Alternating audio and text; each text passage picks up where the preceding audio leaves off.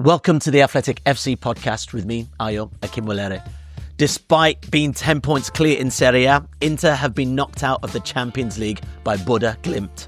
Juventus followed suit on Wednesday night, meaning Italy's only round of 16 representative is Atalanta. So, is Italian football at its lowest point in history? In with us today, we've got James Horncastle. We've also got Tomas Lopez-Menchero as well. All right, later on in the show, we'll get into the Champions League resort elsewhere as Real Madrid and also PSG saw off scares to make it through to the round of 16. All right, James, let's talk Inter, because on Tuesday night, Inter, last season's beaten finalist, were knocked out by Bodo Glimt. That was followed by Juventus losing to Galatasaray on Wednesday as well, despite taking it all the way to extra time. I thought the old lady still had it in her, but talk to me. Is this a big crisis for Serie A? Yeah, I think we tend to use the Champions League as a barometer for the strength of leagues. I do think Serie A is judged to a higher standard than, say, La Liga or the Bundesliga just because of what it did in the past, so particularly in the 80s, 90s and 2000s. You don't, for example, hear people talking about a crisis in La Liga when Villarreal and Athletic don't even make it to the playoff round of the Champions League. Usually, you just look at what are Barcelona doing. Barcelona finished top 8. Madrid, second season in a row in the playoff round. But for Serie A, financially, of course, it would have been much better for Juventus and Inter to progress. Inter made a lot of money from this competition last year, the most lucrative Champions League ever, and they go all the way to the final for the second time in 3 years. I would say that rather than making generalizations about the state of the league, you just have to look at what's been going on at the clubs involved. So in Juventus's case, they had 3 coaches in 2025. If you're going through that many coaches in a calendar year, it tells you that something's wrong, either with the structure of the club or with the squad. And I think with Inter, after 4 years of Simone Inzaghi, you've got Christian Chivu. It's his first big job. Yes, he knows the club. Yes, he's been in the academy, worked with young players, but this is a step up. And whilst he's doing a very good job in the league, where Inter are 10 points clear, this is his first ever Champions League campaign. So I think rather than saying this is Serie A in terminal decline, it's better to just look at the club-specific and season-specific explanations for maybe why these teams have not got out of this playoff round. Yeah, I think it's always a surprise to see last season's finalists exit at that stage of the competition. I think, obviously, James will know well, but felt like something of an overachievement in some ways into reaching those two Champions League finals in recent years. I think some of the key members of that team, Acerbi, I think hasn't been quite as ever present this year, right? Losing Inzaghi, I think, is big as well. Clearly, he played a massive role in those 2 Champions League finals. So, and yeah, I can only really agree with James there in terms of judging leagues based on the Champions League. There's so many other variables that go into it. I think a league season and what happens across a league season is a much better kind of measure of where a league's at, the revenues they're generating, the viewership they're bringing in. Just because Real Madrid were winning all those Champions Leagues, that wasn't necessarily a great advert for La Liga, and just because they're not now, that doesn't mean that La Liga is not in a good position either. So yeah, it really does depend on a lot of things going on at a lot of different clubs. So even though it's a good indicator, I think it's really only that. It just kind of points towards a league's fortunes rather than necessarily explains them, wholeheartedly. Something Thomas said that was really interesting, and it's something I think you've written about as well, James, is overachievement.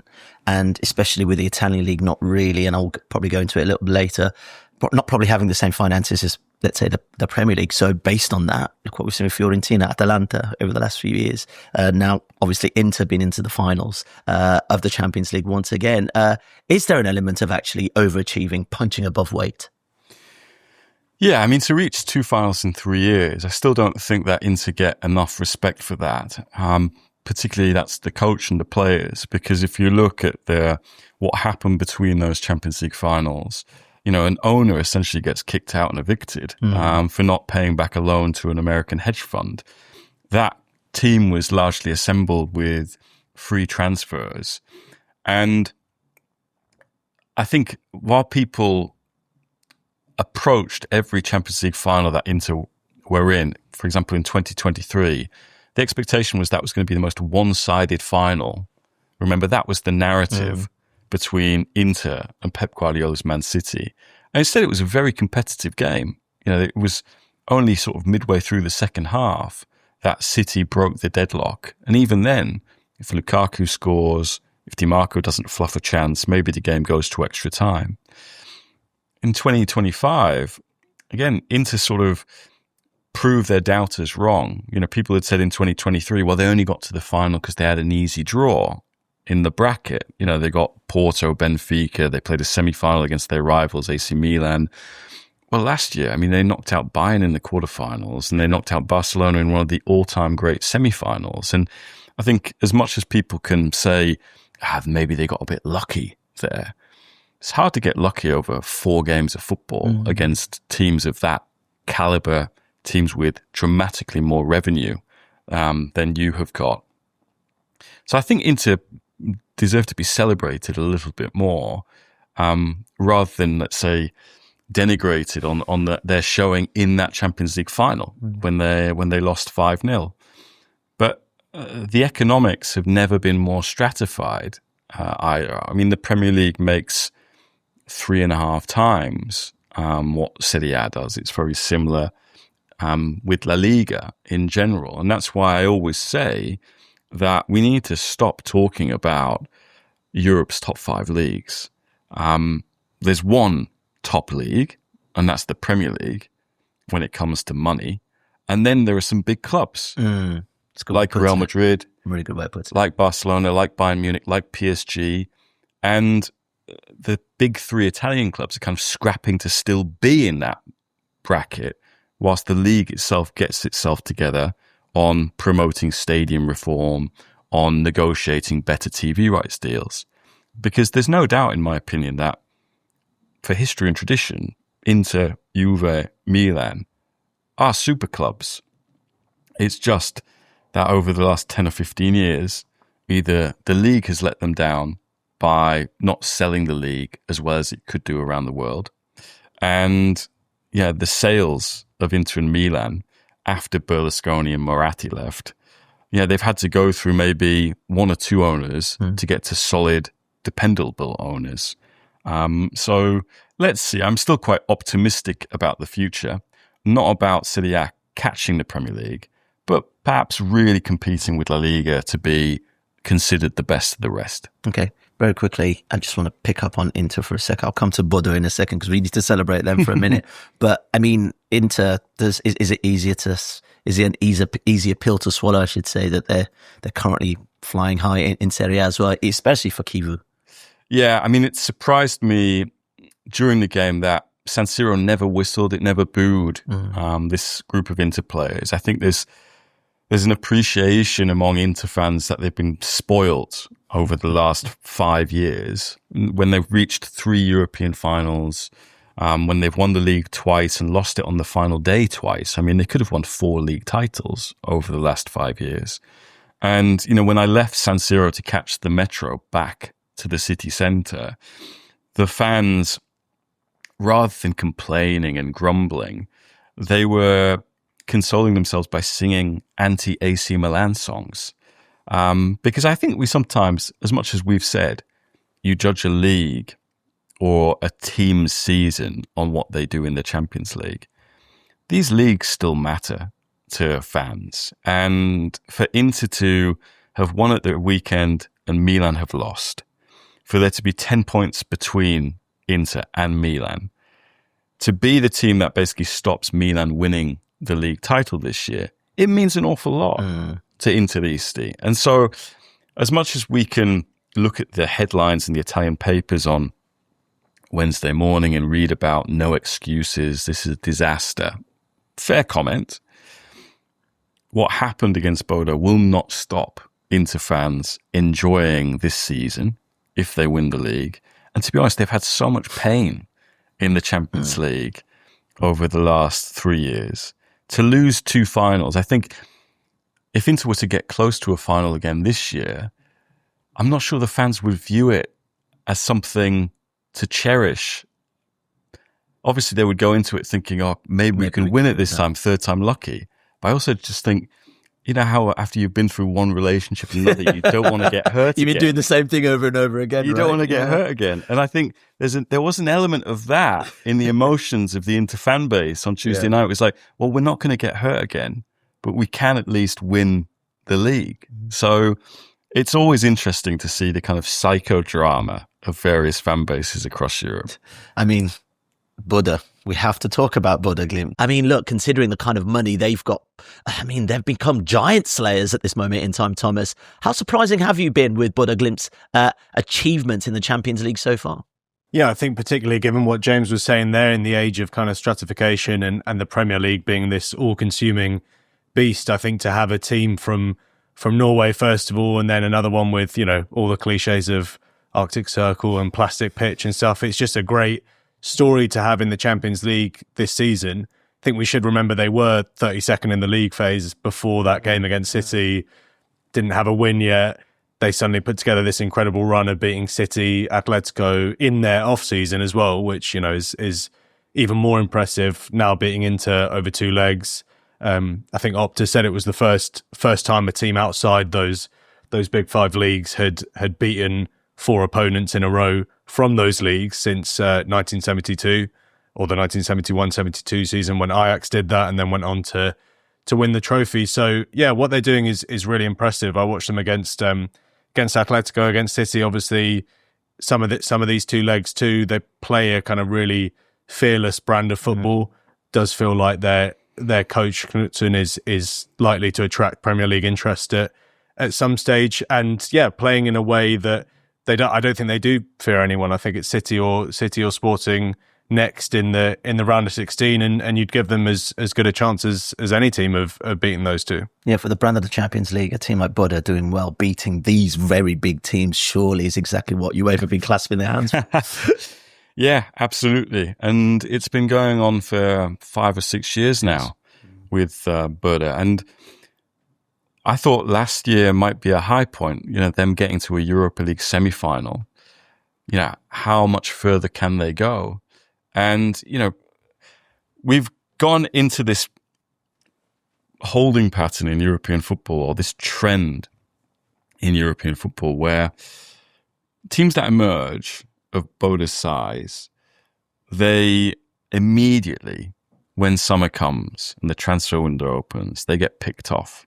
Best players go, coach leaves, and the coach has stayed throughout that time, even though there has already been interest from clubs in England, clubs elsewhere. Some of the best players have come and gone. I mean, one of the stars of Bodo's win in both legs over Inter was Jens Petter Hauge, who left to join AC Milan a few years ago. Didn't work out for him. He then went to Eintracht Frankfurt. Didn't work out for him. He's back at Bodo and has slotted right back in. And I think the magic of Bodo is really the culture that they have got at that football club. Reminds me a little bit of Brighton, not in Europe, but Brighton in the Premier League, where teams have looked at what they're doing and they have come for players, they've come for executives, they've come for coaches. And Brighton is still Brighton. They're still surprising people. They're still upsetting the odds. And Bodo have done the same in Europe. You know, people have looked at them, said, okay, we'll take that executive, we'll take that player. And it hasn't affected them. And I think that is something that is really heartwarming in European football, to see that despite that economic stratification, there are things you cannot buy. There are things that are beyond the reach of Premier League teams, Serie A teams, Liga teams, Dutch teams, French teams, because it's a feeling often. It's an atmosphere around a club that has been created. And, that is priceless. And you can see that against all odds, it actually lasts. Yeah, let's talk about Serie A again, then let's bring it full circle because Napoli are out of the Champions League. Talked about Juve, Inter as well. Atalanta still steaming forward. Yeah.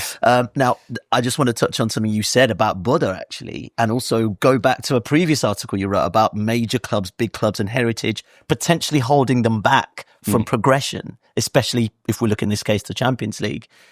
Could some of these bigger teams in Italy learn from a team like Bodo in terms of don't actually have to operate on big finances, but if the scouting's right, if the ethos is right, perhaps we can change our fortunes in European football?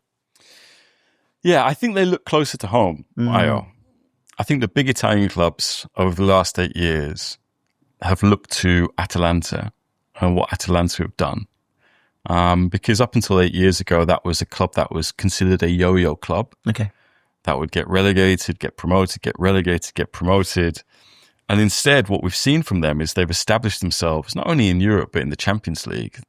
They've won something in Europe, Europa League final against Bayer Leverkusen in Dublin in 2024.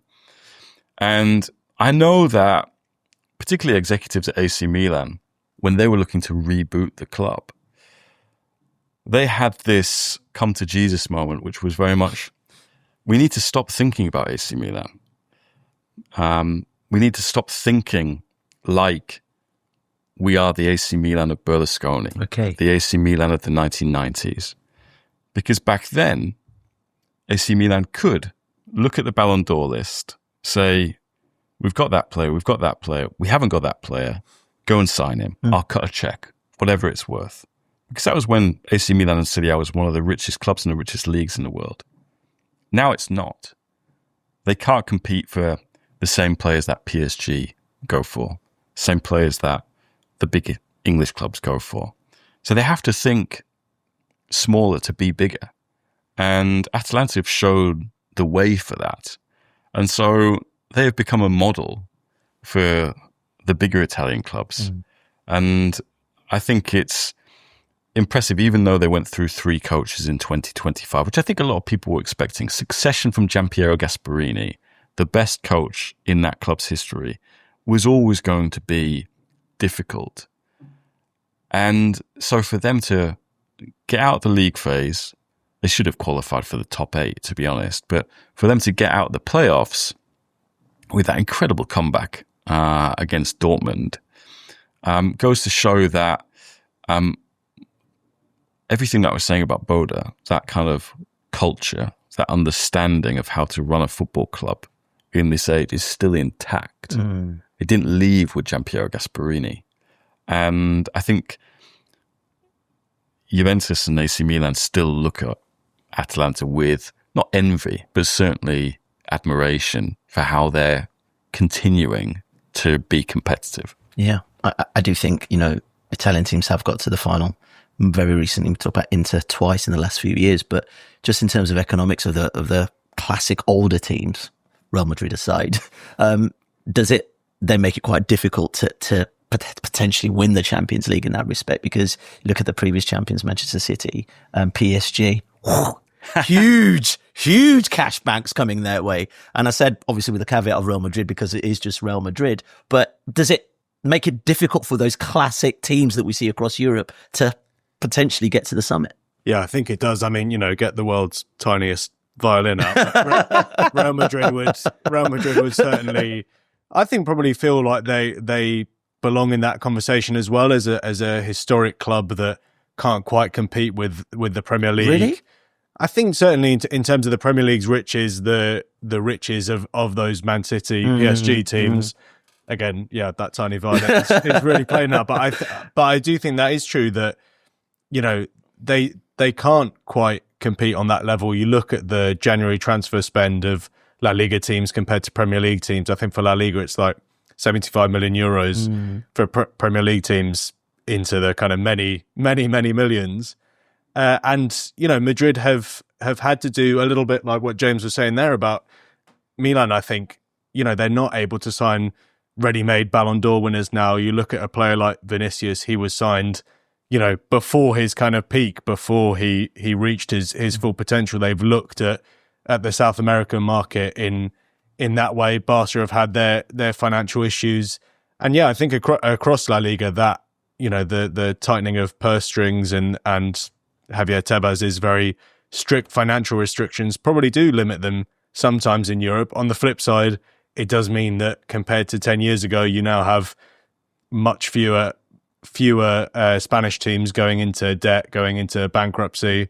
So there's swings and roundabouts. I guess La Liga would argue that it's now become a more sustainable league in some ways than the Premier League. But then the Premier League has all of the eyes of the world on it. So it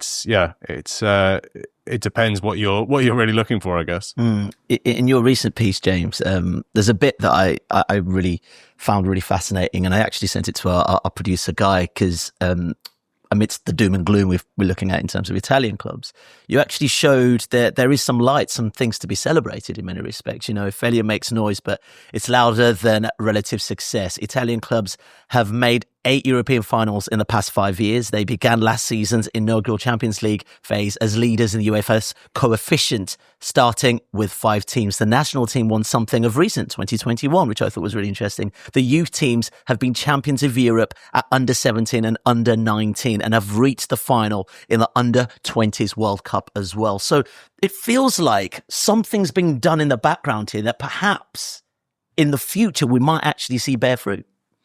Yeah, I think the Premier League is just so big that there's very little space, at least in the Anglo media, for us to actually consider what is happening elsewhere. The Premier League just dominates, not only on the pitch, but also just narratives. And so I think, in the age in which we live, the sort of digital amnesia and sort of attention deficit economy, it's very easy to quickly lose sight of some of the, let's call it what they are, smaller successes that other leagues are having. And, as an Englishman, I would have loved to have seen England beat Spain at the Euros in 2024. I would have been conflicted about England beating Italy at the Euro final in 2021, but I would have just love to see my country win something. And yet Italy, through all of the problems it has, and I feel like we have this cycle, and I get asked to go on radio shows, asked to write about this all the time, the fall of Serie A. But I look at it and this year is the 20th anniversary of Italy winning the World Cup in 2006. Still won the World Cup in the last 20 years. I know people focus on the fact that they've missed the last 2 tournaments, might miss a third in a row. They still won the World Cup in the last 20 years. They also won the Euros in 2021, playing a really countercultural brand of football, at least until the quarterfinals, when one of their players got a bad injury and they had to change the way they play, and were maybe a bit fortunate against Spain. They weren't fortunate against England. I think once they took stock of the context, Wembley, people putting flares up their backsides and sort of thing like that. And they played through that pressure and beat England on home soil. To have 2 international successes at a time when the view of Italy and Italian football has never been lower, I think is quite something. And again, over the last 5 years, to have made 8 European finals, and okay, they've only won 2 of them. But that is still something, I think, that shows that Serie A has a resilience, even amid all of its flaws, its limitations. I don't think we should expect them to be winning finals and being in finals every year in the way that they were in the 90s. But I think we can still appreciate and maybe show a little bit more respect for what that league is doing. But I think a lot of, and this is a consequence of the Premier League's riches. A lot of people, when they get to a final and they look at the Inter 11, they're like, okay, these no marks. They're free transfers, or they've come through the Premier League. been adjudged to be flops. You know, sort of your Mkhitaryan's, your Darmian's, your Lukaku's, and this sort of thing. And I think, anyone who reaches a final, regardless of the outcome, you need to sort of tip your hat to them. It's a little bit like that question to Eileen Gu in the Winter Olympics. Not the one that Charlotte, which was brilliant, by the way, which was viral, which was brilliant. But the one where she was asked if it was her silvers were 2 golds lost, and she handled that really well. And I think Serie A needs to have the Eileen Gu mindset, or the people who look at Serie A and judge it need to have the Eileen Gu mindset, and just to appreciate that. Reaching finals alone is something that needs admiration. It's something fascinating because I think about La Liga in the same way, and I sort of think that actually look at the Spanish national team and how much they've achieved over the last few years, you know, Nations League, Euros and stuff like that. But also that is because of the league. A lot of those players are actually coming from La Liga in a way that actually sometimes we struggle to find a team in the Premier League of English players to patch up this English national team. So, you know, the Premier League might get the headlines, but actually on a national level and even across, you know, European football, La Liga is still producing at the top tier. Yeah, and that's a good point that James makes about, you know, Italy having reached the World Cup recently. Obviously, Spain's international success. I do wonder if that comes down to coaching in some ways, like the success of Italian coaching, of Spanish coaching.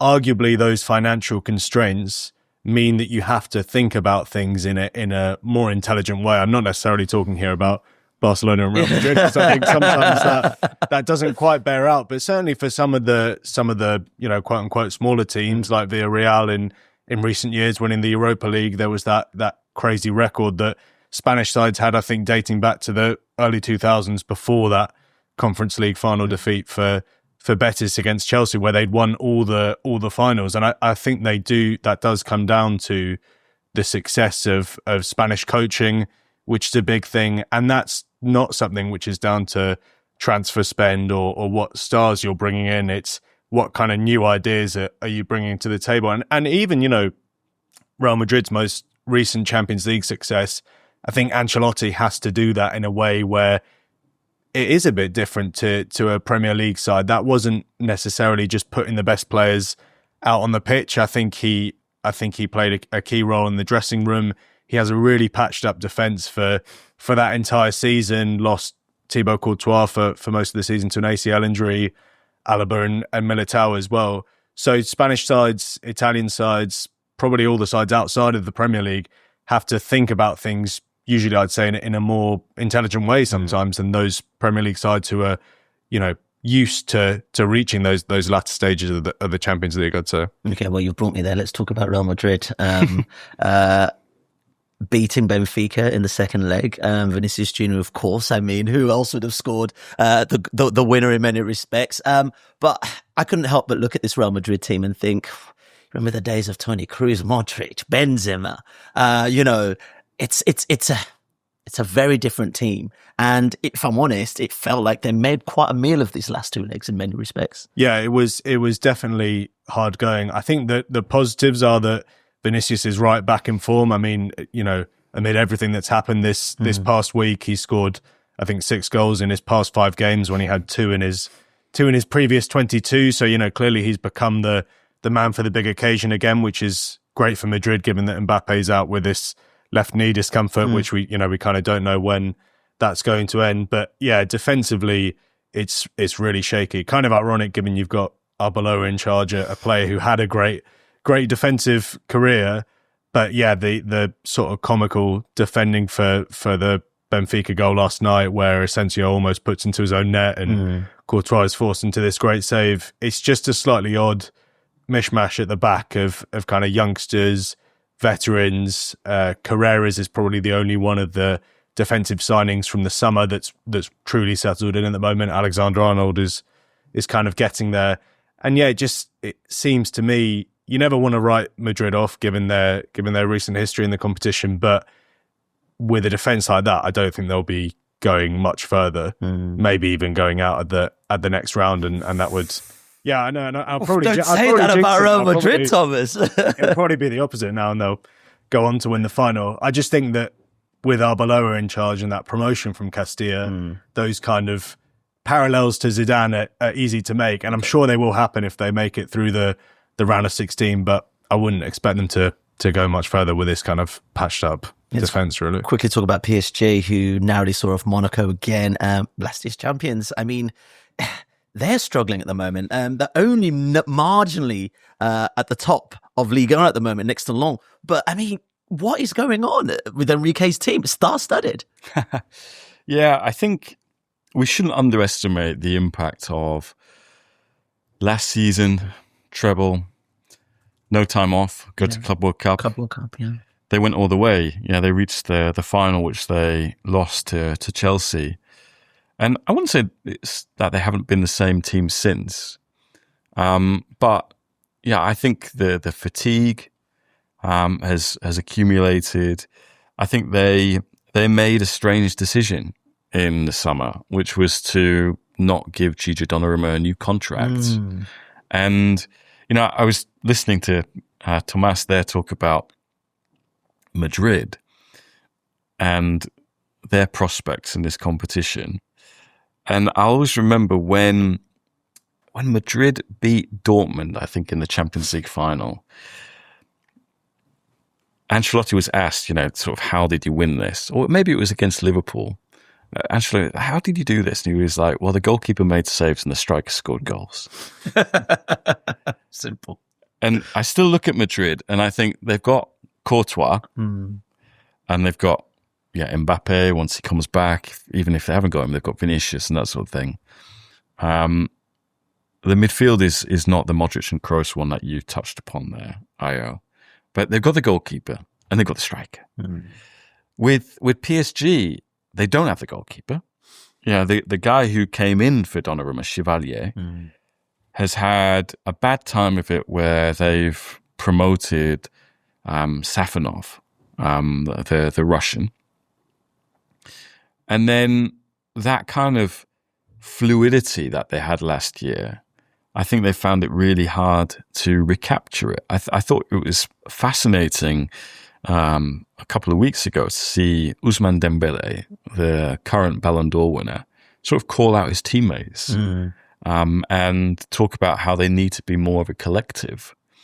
And yeah, that was somewhat ironic, Tomas. I think because it was once upon a time that Ousmane Dembele was viewed as the player who was too individual, did not do enough work for the team. And so for him to sort of assume this leadership role and see something he doesn't like in what people used to see in him and criticize him for, I think shows that maybe not all is well, but that they are some way off where they were last year. And for all we just expect them to be able to flip a switch and become the team that they were in the spring last year, I think we've seen that in football it's not that easy. I remember Pep Guardiola's Bayern team.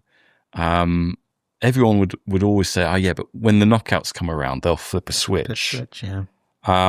And it's not something you can easily do. So I think the Champions League is wide open this season, which again is why I wouldn't write off Madrid. Yeah, good point. Yeah, that was my final question very quickly from the two of you. It's wide open. I mean, congratulations to Newcastle as well, and Atletico Madrid also through against the last 16. Who is your favourite in one? Just give me one team each to win the Champions League this season. I think for me, it's Bayern. I think they've been, I would say, overall the most consistently kind of excellent. I probably would have said Barca, but I just think again their defense has been very ropey, not looking anywhere near as on it as last season when they were obviously that a Cherby goal away from making the final. So yeah, Bayern for me. Arsenal. Okay. A man after my own heart there, James. Arsenal to win the Champions League. Appreciate your time. And also, Thomas, appreciate your time as well. And also, thank you guys for joining us too. We'll catch you soon. For more from the Athletic FC podcast, make sure you like and subscribe to the channel. We've got top journalists like David Ornstein, Matt Slater, Adam Crafton, Carl Anker, and plenty more through the entire season. Make sure you don't miss an episode of the Athletic FC. You can get it wherever you get your podcasts from.